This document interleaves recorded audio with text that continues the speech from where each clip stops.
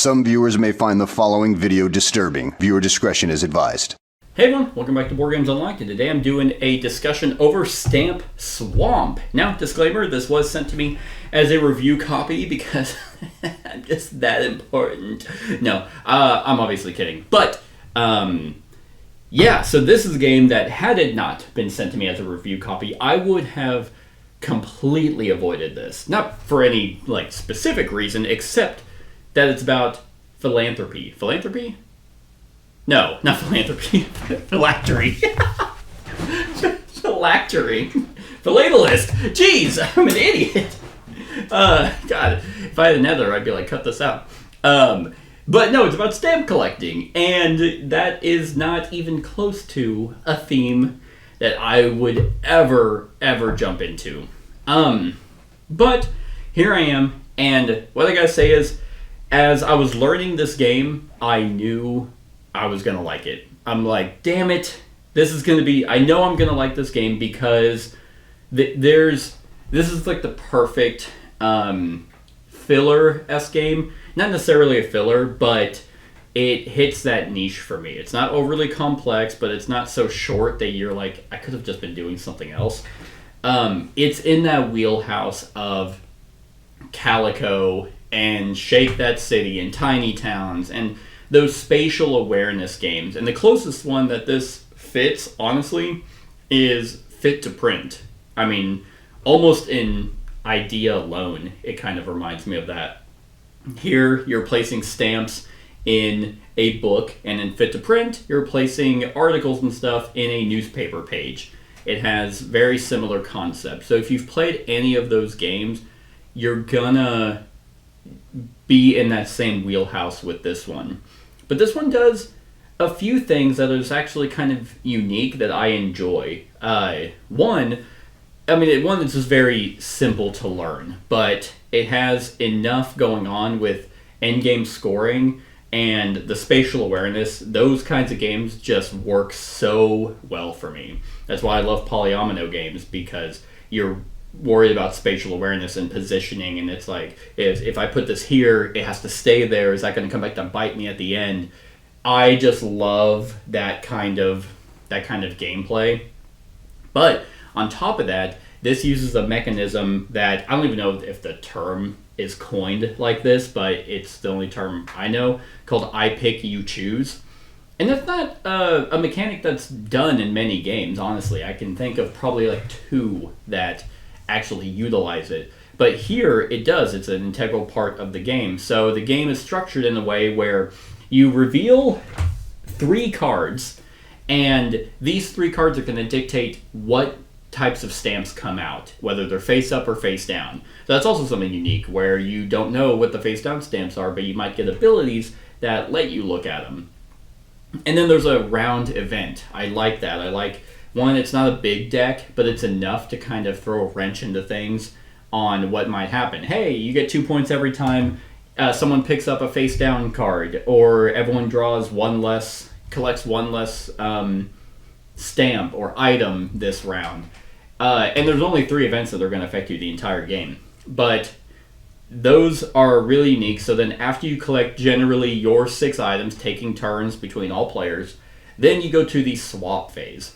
And whenever I first heard about the swapping, I was like, oh no, is this going to be a game that just requires multiple people? No, it doesn't. It works well at any player count. Probably 3's a little bit less so, because it runs into that issue of, well, 2 people might swap back and forth, and then the 3rd player is, okay, I guess I'll just keep all my stuff, which they may or may not want. They pick the ones that they chose, so they're like, yay, I get to keep all these. But if no one's picking their stuff, they also don't get to pick stuff from other people, so they're just kind of playing solo. So I feel like even players are a good player count here. But whenever you take your items, you get to reserve 1, so you get to ensure that you get to keep something that you wanted, which is great. And then you split up the other 2, or the other items, into 2 piles. And as long as a pile has something in it, you can split it up in any way you want. And then players take turns choosing one of those 2 piles. They take that pile, and then the person that they took from gets to keep whatever's remaining. and then it goes like that until everyone is picked and kept. And then you go into the placement, keeping in mind 5 different endgame scoring stuff that you only get to score 3 out of those 4. I know I said 5, but the 5th one is an end of round final scoring thing. So there's 4 round objectives, and you pick one of those to score. And the I pick you choose system is so nice in this. It's an extra layer of decision making where not only do you have to keep in mind of how you're going to take the stamps you want, but also how are you going to split them to where you are both you are happy with either one of them. But realistically, you want one more than the other, and you just hope that other players don't take that one. Like the last game I just played, I had like 2 foiled stamps that were like 18 points, both revealed, and I was playing a 2-player game, and the other person took the other one. And not even once, I incentivized them to take the 18 points. That's why I had them in that grouping, because I wanted the other 2, or the other 3. And nope, they didn't want those apparently, and I was like, dang it. But just that extra layer of thought process, on top of, after you keep everything, you now have to place it. And depending on the sizes of the stamps that you get, which is only 2, technically 3 if you count the small forever stamps, but placing them into your area where from previous rounds the stamps have to stay there, but you can move and swap out any of the other ones for that round, it just keeps kind of adding to the extra thought process without becoming overly complicated. Because whenever I was setting up this game or even punching it, they came with a very nice, I mean, it's not the most expensive or lavish looking thing, but it actually came with a nice storage solution, which it's like, damn, was this Kickstarter? Jeez. Like, we can only be so lucky to get a decent sized storage solution in a retail game. But yeah, so that was nice that it was all organized. And then again, you just do that for 3 rounds, and then the game's over. So, I mean, in terms of, like, negatives, like, I really don't have one for a game like this.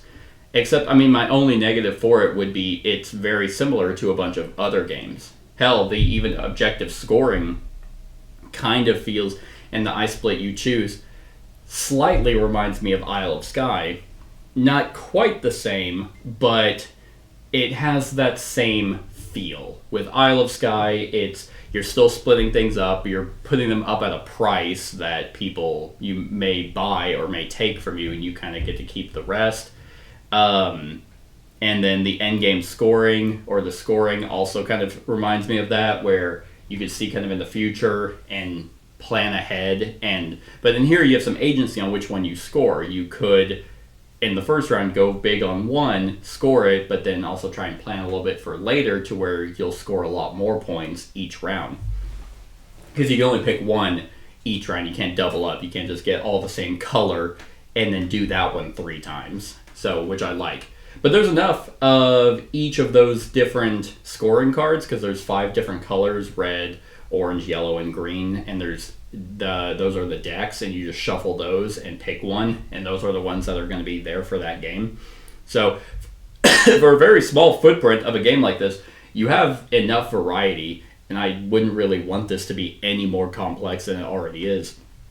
Because not only does each board come with their own exhibitor, which is like a theme of a stamp that you're trying to go for, but you can get more of those because there's more in the decks, and there's also more for specialists, which the specialists are worth points on their own, but they also give you special powers during each of the phases, and they're really good. Like, normally when you reserve reserve an item, you can't reserve the foiled rare ones, but one of the specialists does allow you to do that. So that's just something nice to have. This one, again, fits in all those types of spatial awareness filler categories. Now, does it do anything revolutionary? I wouldn't say it does, but it layers a bunch of different mechanisms that I enjoy. But the question becomes, well, I have all those other games, Fit to Print and Calico and Cascadia and God, I mean, I'd have to go into my collection and look and be like, oh, yep, I something like that, something like that, something like that. So does it warrant me keeping this one as well? I don't know. It kind of would probably come down to theme. Like the closest one for this that it just reminds me of the most is Fit to Print, and it's like, do I like newspaper making or do I like stamp collecting better? I don't know. But if you don't have this problem of other games of this type, I would recommend getting this. Like, I know it's a stamp collecting game. I mean, honestly, this box is a little bit too big for what you get. But it's a clean looking game. It's honestly, the design element is slightly elegant. Everything looks nice. The art that's on it is very nice for the stamps. The foil tokens look really nice. The quality of the components is really good. It's your standard Stonemaier production, and they didn't really cheap out. So it's a solid one. So yeah, like that's pretty much it for my thoughts on Stamp Swamp. On a scale of 1 to 10, I'm gonna give it an 8. I think this game is great. I can't imagine what it could do more, but I don't really think it needs to be anything more. I don't really think it needs more. It doesn't need more stamps. Maybe the only thing that I would feel might get a little stale after playing this one a ton are the events. There's not a whole lot of them, and the visitors, and maybe the objectives. So like a card pack up, like just to give you more of the cards, just so you have a little bit more freshness and way more variety. That would be the only thing, honestly. Like, and that would be enough. But that's my thoughts on Stamp Swamp. Let me know what you think of the game in the comments below. Other than that, like, comment, share, and subscribe, and have a wonderful whatever time of day it is for you.